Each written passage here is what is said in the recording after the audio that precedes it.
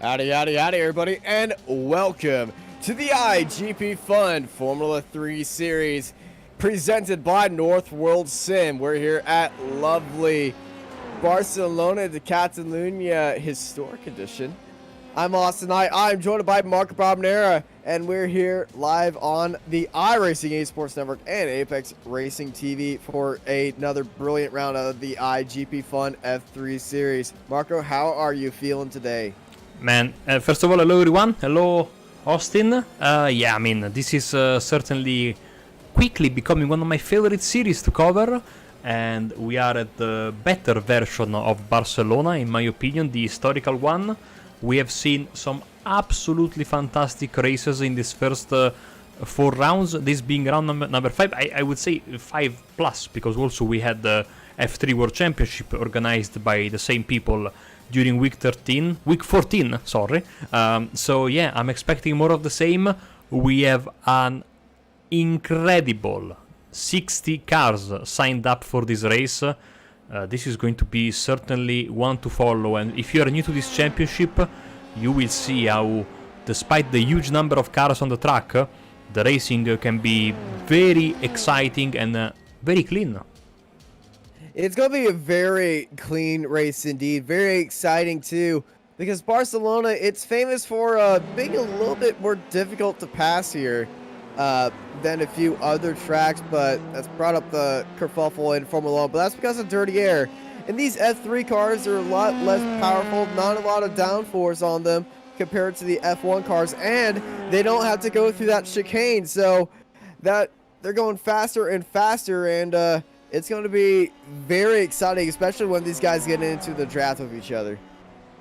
Absolutely, and we catched qualifying just at the back end of the proceedings with basically, well, we are in extra time, so to speak, in injury time, as if this was soccer.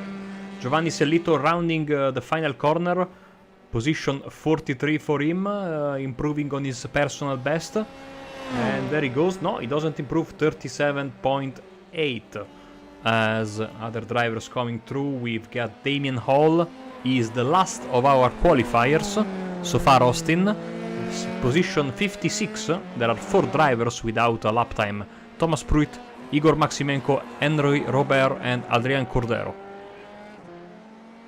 Yeah, some drivers enjoying moving up through the field, but Barcelona kind of heavy on the track limits too as we ride through the final 2 corners.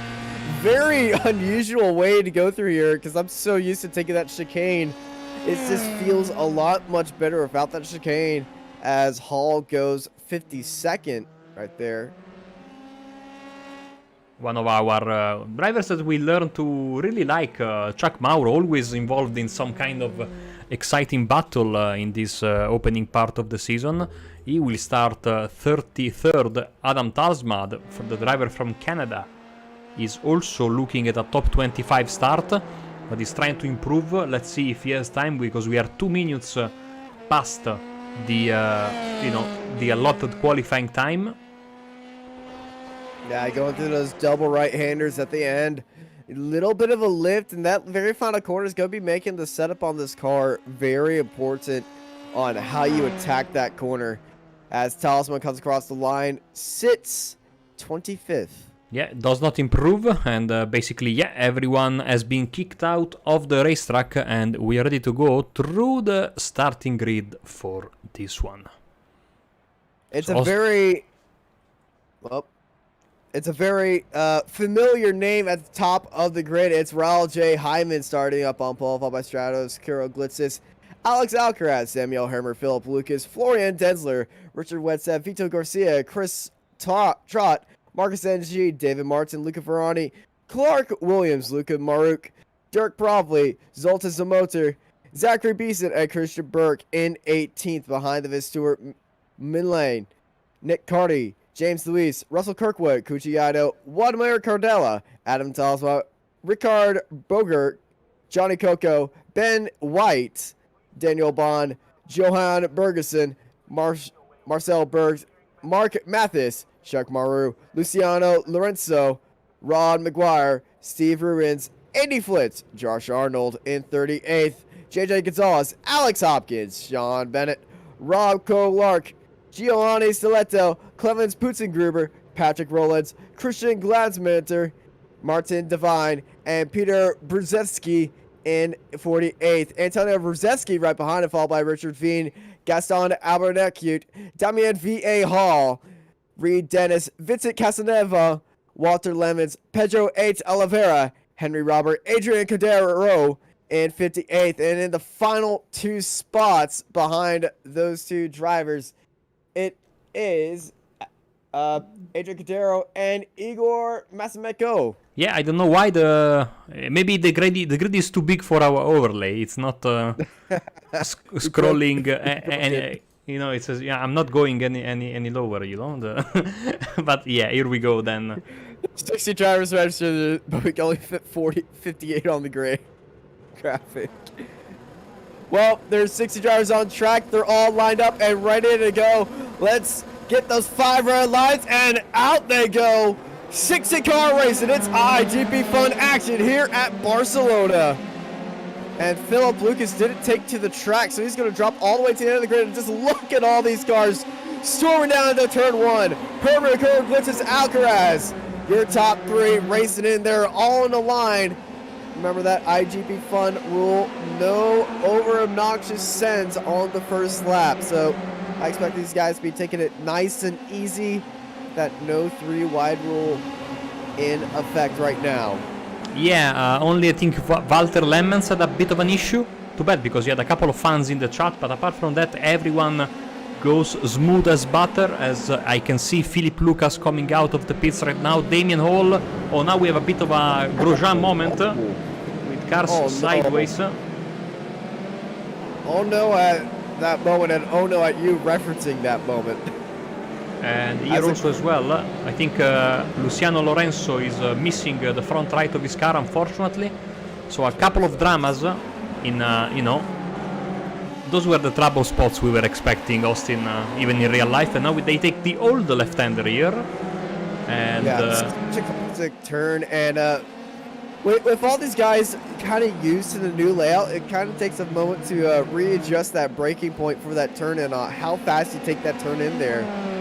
And I think some part of the racing we might see a few guys forget which turn that is.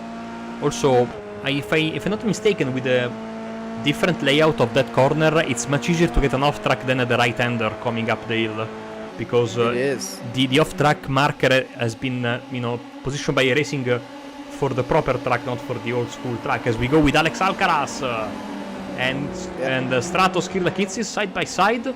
I think Alcaraz has got the position. Yes, he did. Stratos defended onto the inside, and Alcaraz is swung it around the outside. Very good in the draft. His car is very fast in a straight line.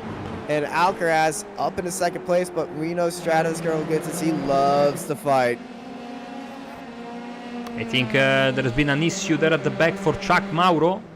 He's pointing in the wrong direction now back, and Putzengruber also. Yeah, there must have been a bit of a collision there as we move to the, I want to call this midfield, but it's not really the midfield. Oh, no.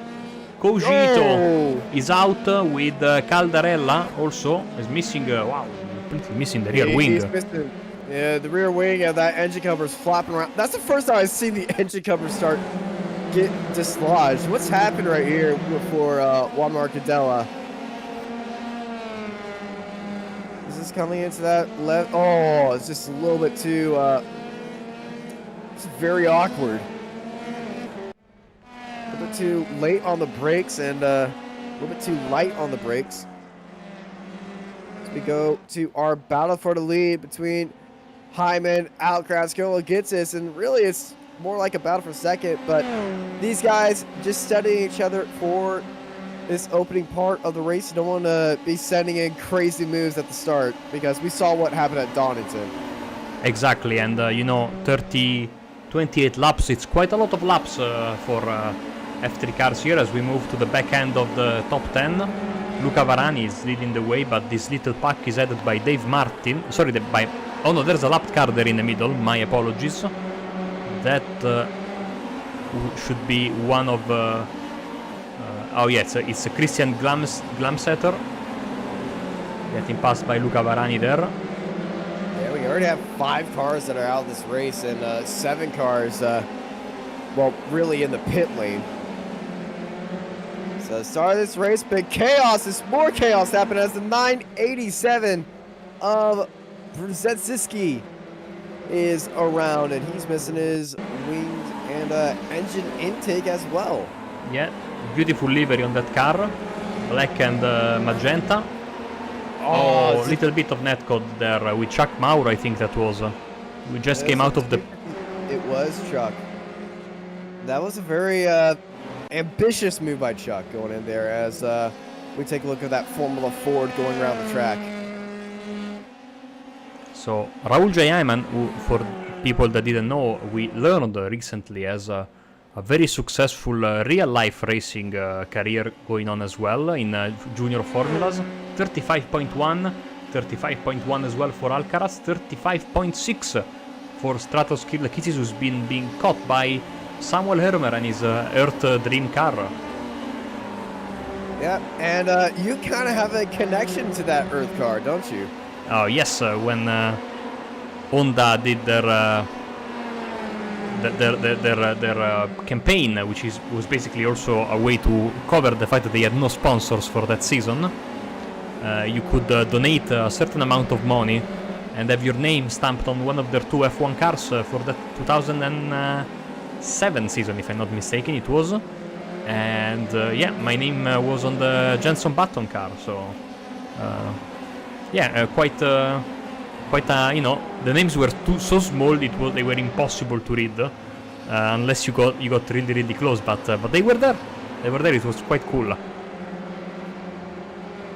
The only time I got my name on a car is when I was racing in it. And not crashed into a wall. And ooh, slow down the middle. Wetstead, he's avoiding that laps car.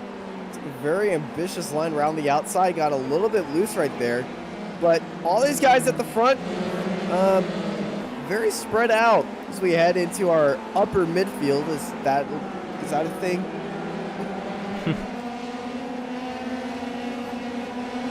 A little nice fight right here. Zamotor and I believe this is, yeah, Zamotor and got just traffic all around him, and when you're in this situation, we're on board with Beeson chasing down Zamotor. It's just very interesting to see on how everyone does it, but Barcelona being Barcelona, it's going to be very hard to get a move done because it is so full of medium speed corners. Not a lot of low speed corners to really send one up the inside. Exactly, and this is also, you know, the you were talking about the dirty air, which is a big problem, of course, for F1.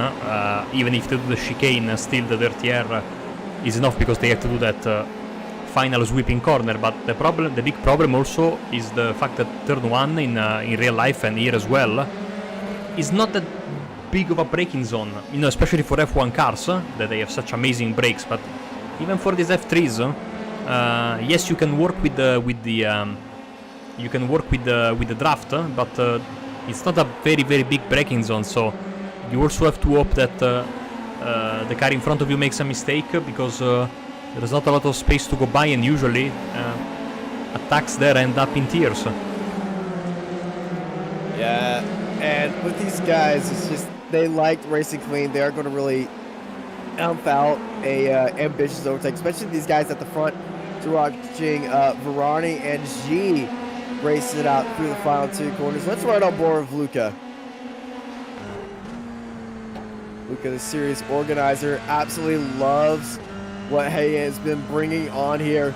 So we bring up our dashboard, going up 150 miles an hour across the front of the pit straight, heading up to 160 already here. I'm just hitting that rev limiter and ending out at 156. A little bit of early liftoff right now. As you can see, they didn't slow down at all heading for that first part of the track. Yeah, a bit surprised that they're hitting the limiter. But, you know, of course here you have to compromise between that long straight and, as you were saying, that all the other corners, which are basically all medium speed, very flowing corners. You need a lot of downforce around here. And so Yeah, and because apart from the front stretch, there is not a lot of straights to speak of. So, I maybe later we can go on board with some other driver and see if he as well, like, it's the limiter. By the way, that yellow curb on the inside that Varani just went past, if you hit it on the wrong angle with this car, you are going to break your suspension. And flip. And flip, yes. Which I saw in practice today. Which was amazing. And scary at the same time. Braun doesn't really have anyone behind him, so he has all of his focus on G in front of him, that last car. But, oh, it just goes out just a little bit wide. And that's going to be hurting him a lot. Watch out for that sausage curve. Don't want to hit that thing straight on unless you want to turn it into a rocket ship. And, well, that dirty air making it very hard for Varani to stay cemented in there and get a good run coming off the exit. But he's buried in that gearbox right now. Are we going to see Lucas send it?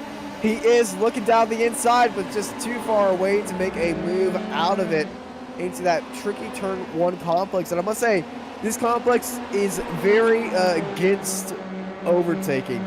You got the inside line, sure. They're going to have the inside line next corner, and then they're going to have the outside line and carry a lot of speed heading to that next corner. And here comes Ferrari down the inside of this long right-hander. You can fight through here, side by side. There's still going to be side by side. Now G's got the inside. The last car down was also right there. That held up G. Ferrari is up into 9th place. Good move there, and great sportsmanship by the lap car, who basically stopped to get out of the way. That was Walter Lemmens, who is having a tough race, but this overtake has compacted this whole group of cars, basically from Varani all the way back to, I'd say, yeah, Talsma is in the back end of this group. I know it's a bit... Oh, as we have an attack here. Tool is on Prodily. And here we go, makes the move done. Thulis had the draft on Provly. He just deciding on when to really just send it up in there. So we right on board Provly, and I just love that message on that. Beware. Let's go. So I know it's a bit too early, Austin, but should we bring on the dancing grey dots of doom? Oh, let's certainly bring up our dancing gray dots of doom as we got some dancing on the front straight right here. Look how compacted 9th to 27th is. As this is Zotomoto looking down to the inside, a little bit of a wiggle on the exit. Here comes Milan looking down the inside now with that long turn 3. Side by side they go. Still side by side, but no send going to happen through there. This corner absolutely famous for my favorite Spanish Grand Prix forever. It would be the 2016 Grand Prix. You can guess why. Big lockup from Zotomoto.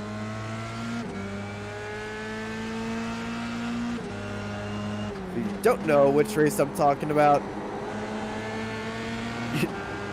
certainly Google it because you're going to love it.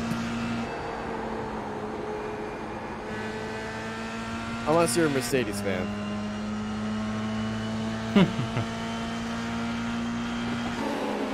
And usually be on the breaking point a lot earlier there on the new corner, but we're here on the old corner. We got a car off in turn 5 that just hopped out. That was been a big killer today. It was Vincent Casanova, French driver of clearly Italian origins. And whoop, around he went. Mustard, too much mustard right there. That big hit on the wall. And I think this just, yeah, he just left the track immediately after that. Didn't even want to see if the car was still working fine.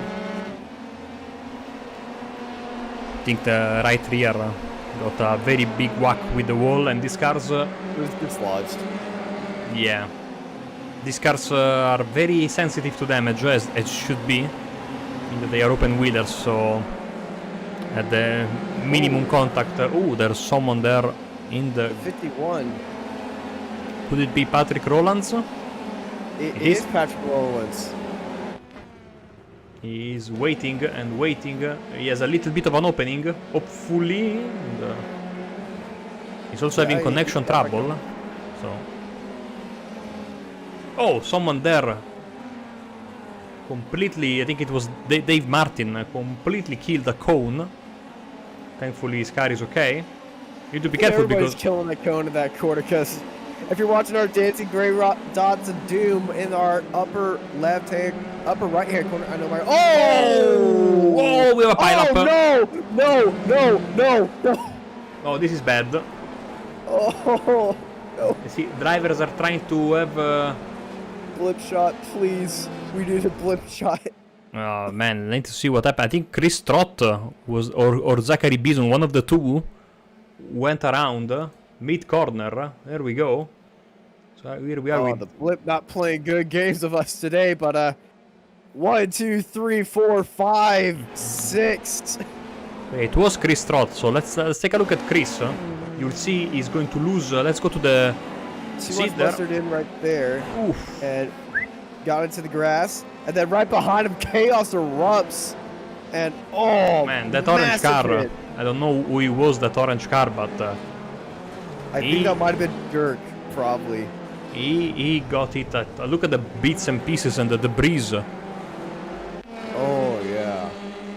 And this takes Dirk, probably. That might have been Dirk. Let's see.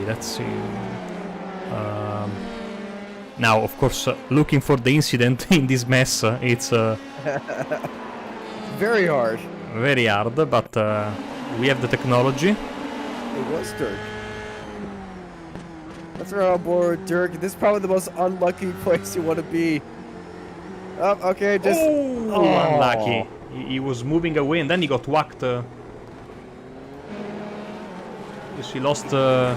He was carrying his nose cone for 100 meters right there. It's extremely unlucky and unfortunate as wide off track goes Richard Wedstead. And Stratos and Hermer in a fight for third place. And look at the speed that Stratos has.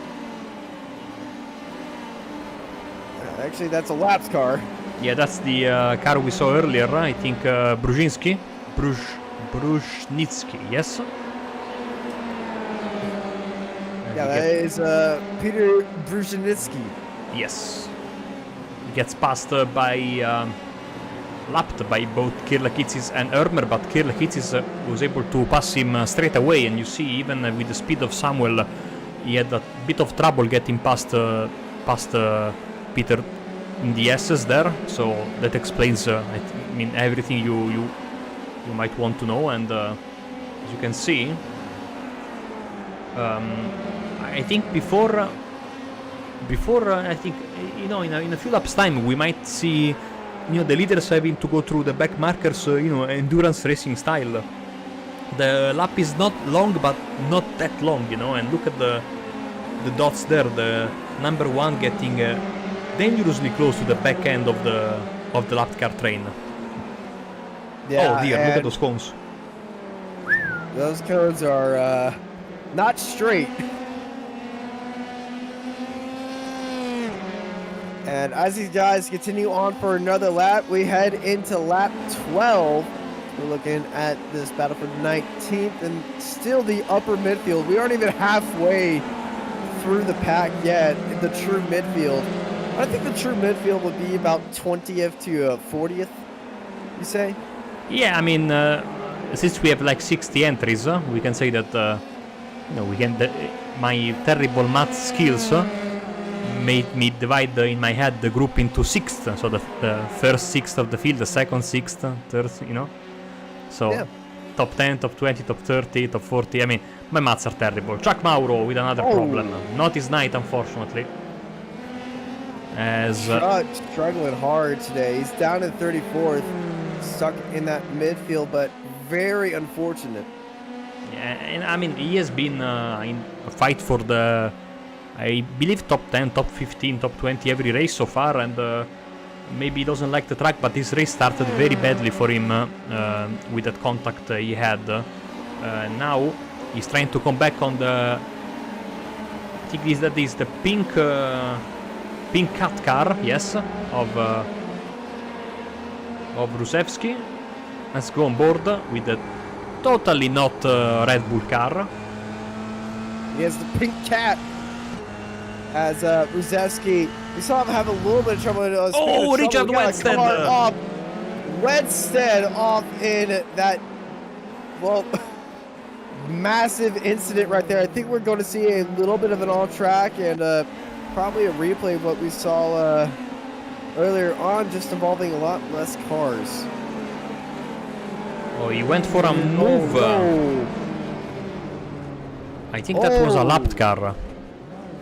There was 2 lapped cars in there. Peter was also involved. I think it was Damien Hall. The 246. There was a misunderstanding quite clearly. Yeah, it's just ambitious. And then here's Peter. He tried to avoid it, and then unfortunately, when you see that moment, you just lock up the brakes, and kind of sends you into trouble when your brakes lock up. As Raul J. Hyman, well, real-life driver, he knows how to get around here pretty well. You see, I think lap 11 he had to do some lapping because he lost 6 tenths, but apart from that, as you can see on the bottom, he's been gaining non-stop over Aleix Alcaraz, who's still a super quick driver. And after that lapping moment we had earlier, Aleix has been able to pull away from Stratos, so the gap now between the pair of them is 1.7 seconds, if memory serves me right. So top 3 are a bit safer, and now, of course, the crash that happened to Wedstead, who is still going, I would be surprised if he doesn't have any kind of damage. I mean, let's go on board with him. Front wing seems to be okay, I don't know how. Magic. But look who's coming for him, Luca Varani.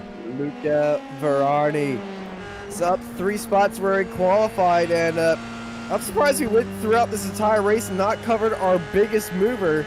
And you might see some normal numbers, 12, 16 at the bottom here. That's nothing compared to what Henry Roberts doing, up 30 spots. I think he was one of the non-qualifiers, if memory serves me right. He is. Plus 30 is, an incredible number. That's half the field. Philip Lucas, unfortunately, minus 51. He started from the pits, if you remember. But I think something bad must have happened to him, like straight out of the gate, because he did like I think 100 meters. So let's see what happened to Philip, one of the quickest drivers in the field. Of course, you have to wait for the field to go by, then iRacing lets you go. And was he in the car? Because I don't see a driver in the car.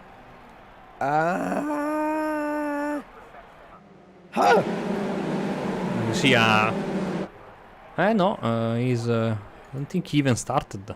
That's a bit strange. I don't believe he did.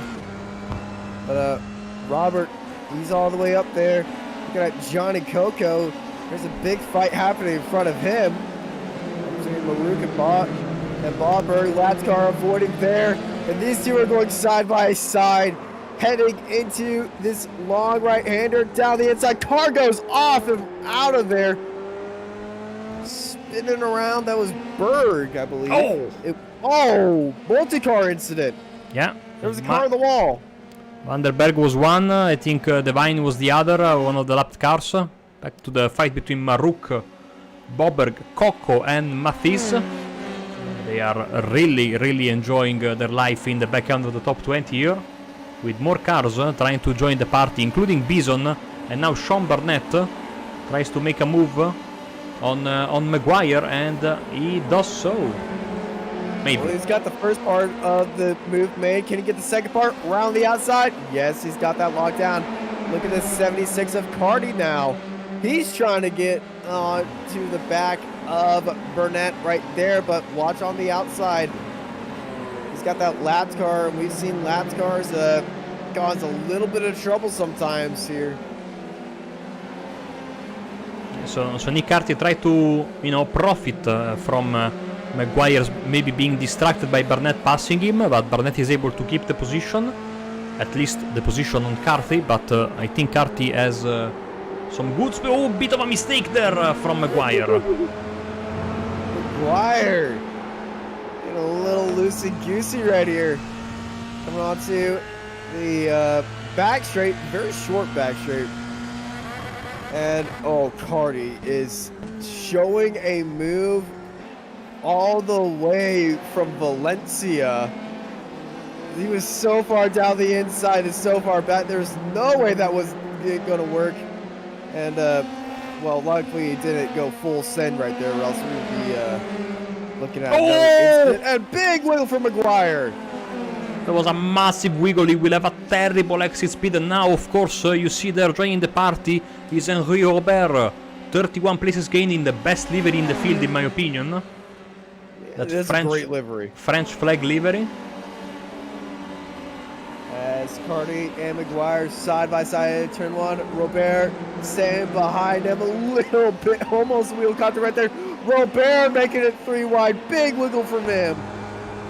Let's run on board with Henry as we're looking at these two battle it out side by side for 24th.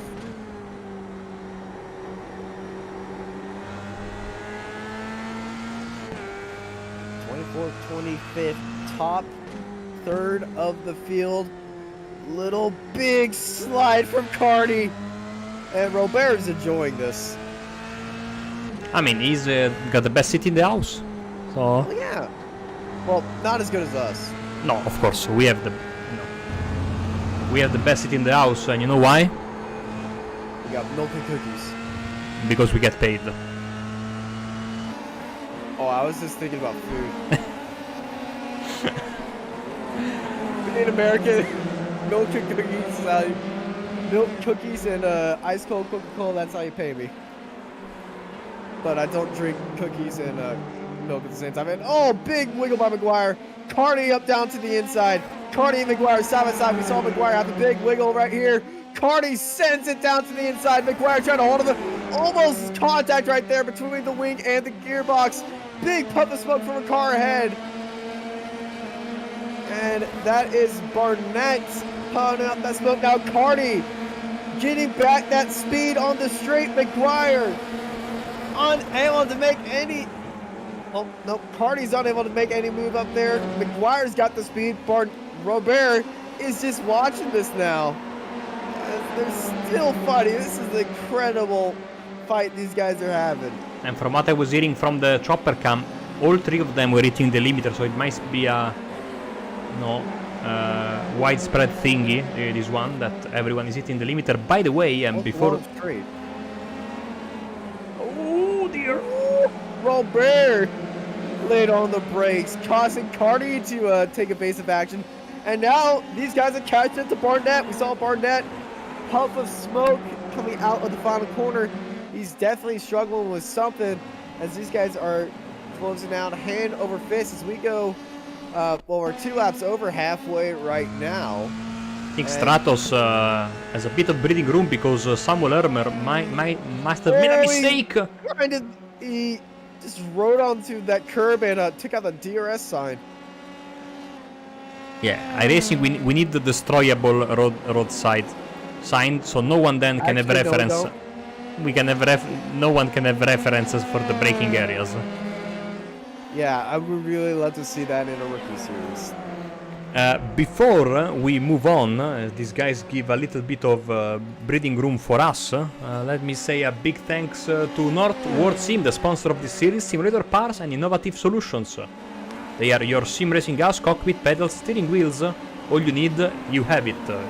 northwsim.com for more information.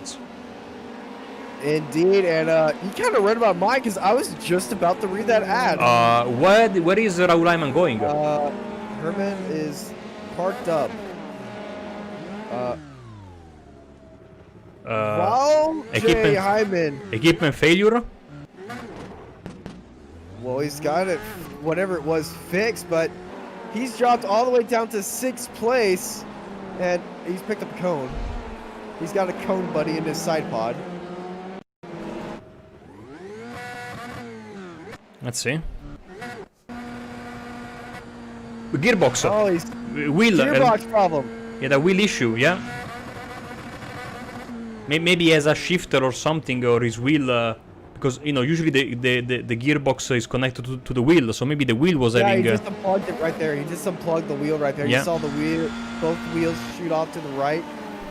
So, Ronald J. Hyman, our race leader and pole sitter, struggled with equipment issues, kind of like Eric Senna at Interlagos, with a gearbox issue as well, while he was in the race lead. But the South African racing under a UK license seems to have fixed the problem. Yeah, very strange because again, you don't usually use a shifter for these cars, given that they have the thing is behind the oh man, help me, Austin. They have the gearbox, Sequential. yeah, you just have you have the pallets Paddles. behind. Thank you. So sometimes it happens if you use a shifter, which is usually a third-party add-on that you add to your, which is connected maybe towards another entrance to your system. But usually, when the wheel fails, it fails, everything. But he was still steering. Ronald J. Hyman down the inside. He might be using a external sequential shifter just save this issue, because it was a pretty quick fix. Even though he disconnected the wheel, as you were pointing out, because clearly when the wheel was pointing all the way to the left, is clear sign of a wheel disconnection here in racing. So, but maybe he has a shifter that is connected straight to the wheel, and then the wheel goes to the computer. We probably will hear from him in the forums, in the F3 forums on iRacing later, because that's quite a unique issue. Very unfortunate issue, but big news here as Alex Alcaraz is now in the lead with Stratos Karlogitzis in second place and Samuel Hermer in third. Alex Alcaraz, who's of course racing at home, and judging by his name, I think he's not only Spanish but also from the region of Catalonia, so I think this should be a double home race for him, and also sponsored by Northward Sim, so I mean, it will be the perfect crime, a victory here. Second place for Stratos, who has I think a livery that really resembles what Alonso was driving in the mid-2000s. Done in a copyright safe way, dare I say. And then the Earth car of Samuel Hermer, now up to third. Let's go back to Raul Hyman, because his next target will be Dave Martin. And Dave is now sitting in sixth place. And I think that... Hyman is... yeah, somebody just died. There was a... in the background. It's a massive off track. Nick Carty's off as well. Was the car 42nd. It was Giovanni Sellito, the Italian. Giovanni Sellito, big slide, and in front of Luca Varani. Wow. Oh dear. Well, my comment is somebody just died. I thought he went straight into the barrier, straight on, but no, it was a big send. As you can see on how much that curb affected as we run up for Luca Varani, who is counting his lucky stars right now. Let me have a quick shout out for Florian Denzler, who is, I think, is a new face to the championship, or having the race of the season so far, because he's been very quietly quick all day long. 16 qualifying and now 15 the race. Looking at a possible top 5. I mean, good run from him. But now, of course, the action is here, because Hyman will be furious with himself and trying to make the move on Martin as soon as possible. Well, furious with his equipment more than with himself. Yeah. I feel like there's going to be something thrown after it, or he's going to bust out the screwdrivers, because I don't know on how he is. Whenever I get equipment failures, I throw it out the window. Which explains why I haven't been sim racing for 3 months. And here comes Hyman down the inside, but Martin holding it all around the outside, but Hyman's back around the outside now. Hyman battling toe-to-toe with Martin, and he's up into 6th place. And his next bet is Florian Denzler, who started in 6th and very quietly just held 5th place now. Garcia's up there in 4th. You know, Austin, we are on lap 22 already, about to go on lap 23. This race has really gone by very quickly. I mean, this is a testament to the excitement that we usually have in this championship. Up and down the field, even at Barcelona, where usually it's tough to pass, we have seen a lot of great overtakes, and of course, we also had, you know, massive drama for the lead of the race. Yeah, massive drama with Ralje Hyman equipment failing, and a lot of sliding from these guys. So tire wear is certainly becoming an issue, as cones being deposited by Zemotor. Yeah, that was the car that spun just in the back of the shot a few seconds ago, and now it's another driver that's trying to come back, and I have no idea how that car doesn't have damage. It's Richard Wetzel trying to have the best of Dave Martin, as in front of them, Florian Denzler is defending from Raul Hyman. That was a very weak defense, as Hyman sent it already, and oh, he's made contact with him! No big contact to cause damage though, as Hyman is up into 5th place, but small little bit of tire rub between each other. That's going to set Denzler up. Try to look down to the inside. A nice corner staying with Hyman, but Hyman's just got that preferred line. And yeah, Hyman is sliding around. He is pushing this car as hard as he can, and his tires might be gone.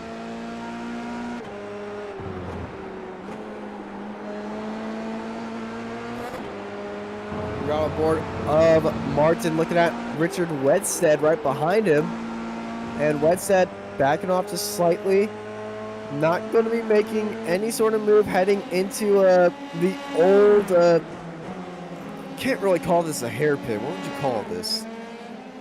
A Barcelona corner. I mean, if you ask me to describe to you a corner in Barcelona, despite not being used, I will still use that one as an example. It's a very picturesque corner, I could say that. As we saw Wedstead getting very loose, got into the gravel off the exit of that first right-hander, and widened up that gap. The dirty air and the low tire grip hurting him as well, and Stratos Carol Gitzis is starting to close in on Alex Alcaraz. He's gained a 10th on him last lap. Yes, absolutely correct, Austin. He has been gaining more or less around 1/10, apart from lap 22, as you can see, almost half a second, so clearly he is pushing hard. Now they have a bit of a gap, the leaders, between themselves and the next pack of lapped cars, so a little bit of breathing room. Let's see this time around, with first sector being identical, second sector identical as well. This is one of the modern tracks in iRacing, like scanned recently, more or less, and so thankfully we only have 3 sectors, just like in real life, unlike the 6, 7, 8, 9 sectors of other tracks of similar length, might I add. Like I can accept having 50 sectors at the Nordschleife, you know, makes sense, but yeah, I don't know. Other places, not so much. Yeah, we don't need 6 sector times here, unlike at Road America. Yeah, for example, Road America, like, it's a bit overkill if you ask me. I prefer, 3 sectors. And you could also see the sectors demarcations on the track map if we didn't have 60 dots running around, but there are some Yeah, little you red see dots. 2 red dots that separate the sector times on our track map. They're behind all the gray, but they do make their appearances and they don't move around, so... And they aren't the giant red dots of cars that are off track in a wall. So we have 37 cars on the lead lap, the last one being Dirk Provely, there he is. And as you can see, basically one straight away, no pun intended, there's Aleix Alcaraz, looking to bring home an unexpected, but I would say fully deserved win, if he can hold on Strator Kilakis. Now the last lap, in the end, was basically identical between the pair of them, so if he keeps on driving like this, keeps with these times, he can certainly bring home the W, especially because I think now Stratos has to look backwards, because Hermer is only 0.8 of a second away, so this could be a super tasty battle either for first or for second, but a tasty battle nonetheless, as we are on lap 26, apologies.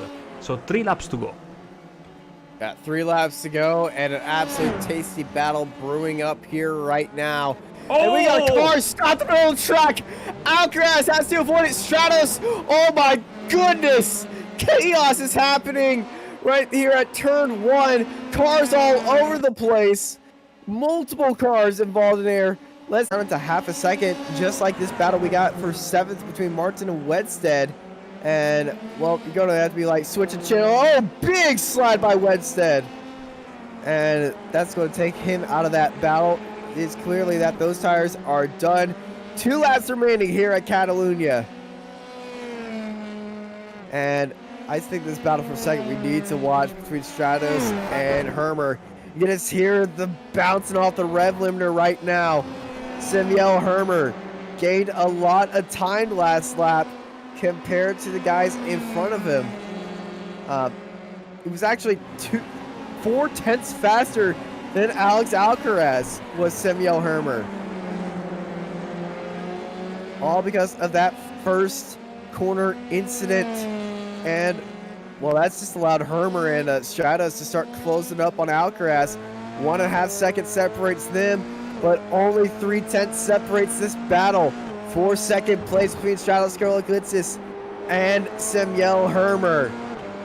The 375 versus the number 1.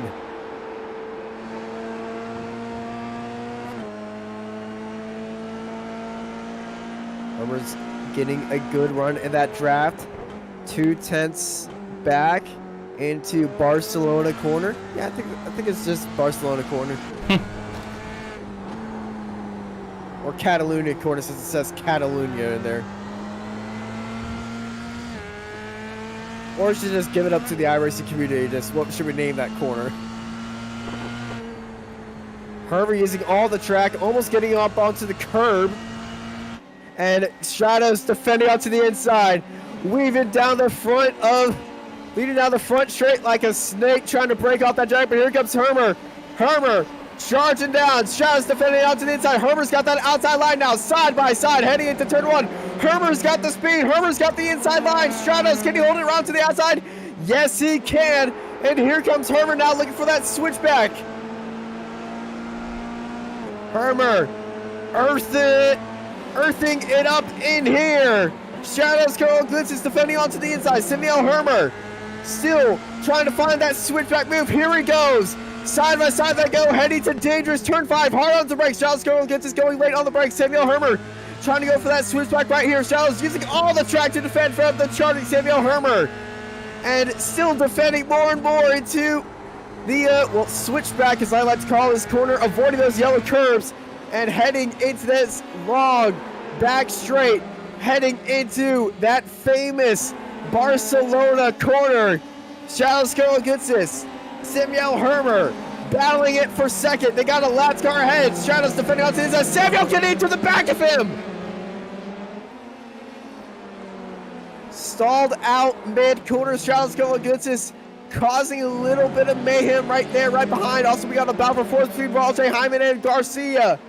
Vitolo, Garcia holding that inside line. Raul Hyman trying to hold it around to the outside. as Alex Alcaraz takes the victory here at his home track, followed by Charles Goroglitzis, Samuel Hermer, Garcia, and Hyman. Garcia sends it into the last corner as well as Hyman. And it's going to be Garcia in 4th. Wow, what a finish to this race. What a finish indeed. Got a couple of battles left. Milne and Thulis coming home. Unfortunately, and I still oh, as we have a crash here, and that was Kirkwood. 4th position. Kirkwood is off. I still don't know why a lot of these tracks have the start line and the finish line in a different place, and the finish line is basically just coming out of the final corner, so we get robbed of some fantastic finishes, you know. Yeah, I blame Tilke for that. I'm not sure why they decided, hey, yeah, the finish line should be at the start of the grid except at the end. The start of the grid except at the end. It's just something that they do. I think it's so that they can wave to their team at the end of the race. Like, look at this, Coco and Punzengruber would have been a fantastic fight. In the end, it's Coco getting the victory. Getting the best of his opponent there, and I think that, yes, I think that everyone has gone home more or less safe. Yeah. So very nice race here today, and well, it's tradition that I do the start of the grid, and well, you've been broadcasting these races, and you've never done this once, so I'm going to hand it off to you as you read your race results. Thank you very much, Austin, and let's go with the final unofficial race results from this 5th round of the season here in Barcelona, historic version of this historic racetrack. Alex Alcaraz wins the race, his home race, I think also his home race, being from Catalonia, again with that name, I think he's 100% from Catalonia or you know, the places around there. In front of Stratos Kyriakidis is certainly Mr. Consistent in this championship. 3rd place for Samuel Hermer, 4th was Vitolo Garcia, and 5th, after losing the lead due to a technical issue midway through, Raul J. Hyman. Then we have Florian Denzler, Dave Martin, and Richard Wetsted, another driver who was trying to make a comeback. Luca Barani finishes 9th, and Marcus G. finishes in 10th. Then we have Clark Williams and Stuart Milne, James Soulis, Christian Brich, Adam Tasma, Ben White, Lucas Marouk, and Richard Boberg in P18. Going downwards, we have Russell Kirkwood and Mark Mathis, runs up the top 20. Sean Barnett, Henry Robert, Rod Maguire, Steve Rubens, Andy Flint, Chuck Mauro, and Zach Bison, the 4 Americans, in front of Johnny Coco in P28. 29th was Clemens Punzengruber in front of Pedro H. Oliveira. Gaston Annebeck is in 31st position in front of Daniel Bon, Nick Carty, and Chris Trott. Koji Ito is in P35 in front of Zoltan Zomotor, Thomas Pruitt, and Peter Brzezinski, who had a very, very eventful race, but finished only a lap down. Ron Korolak, Richard Vane, and Antonio Rusevski in 41st, in front of Christian Glamsetter, Giovanni Sellito, JJ Gonzalez, Alex Hopkins, and Walter Lemmens, Dirk Proveli, and Martin Devine, who finished in 48th position. Patrick Rowlands, 49th. Marshall Berg finishes 5th. Then we have the retirees, which are Marcel himself, unfortunately, Damian Hall, Vincent Casanova, Reed Dennis, Luciano Lorenzo, Valdemar Cardella, Johan Birgenson, Philip Lucas, Josh Arnold, Adrian Cordero, and Igor Maximenko. So, in the end, Austin, a tough race, but not a lot of retirees. And certainly, as per usual with this series, we had an absolute ton of fun. Now, as per tradition, before we close out the proceedings, we'll have a quick interview with series organizer and driver extraordinaire Luca Barani. He's with you, Austin. Hi guys, can you hear me?